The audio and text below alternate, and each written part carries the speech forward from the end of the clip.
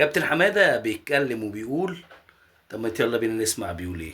ليه الشتيمة؟ ليه الإساءة؟ بتسيء ليه؟ بتسيء لواحد ادى نادي الزمالك، بتسيء لواحد محترم، بتسيء لواحد عايز الخير لنادي الزمالك. انت عايزني ايه؟ اقول لك انت كويس؟ لا، انا من واجب عليا كزملكاوي اما الاقي النادي بتاعي فيه حاجة لازم اطلع اتكلم، لان كده ما بقاش زملكاوي لو ما اتكلمتش.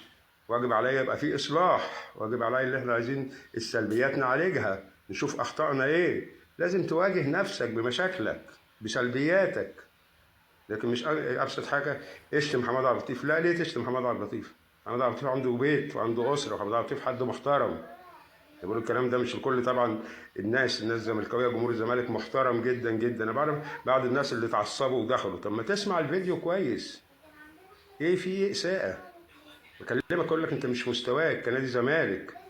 بقول لك لا، ما ينفعش نادي الزمالك كده، ما ينفعش. انت بعيد عن البطولات، صح ولا مش صح؟ ما ينفعش تطلع تالت. ويا عالم السنه دي لو فضلنا على هذا المستوى هنبقى ايه؟ ايه اللي ضايقك في الكلام ده؟ انت المفروض تكون بتفرح ان واحد بيحب نادي الزمالك، اللي خيره على حماد عبد اللطيف، وبيعشق جمهور الزمالك اللي هو سبب شعبيه ونجوميه حماد عبد اللطيف، انه بيطلع يتكلم. وانا هسكت؟ هسكت ابقى مش زملكاوي؟ يبقى ما بحبش نادي الزمالك. والله العظيم انتوا فاهمين الموضوع غلط.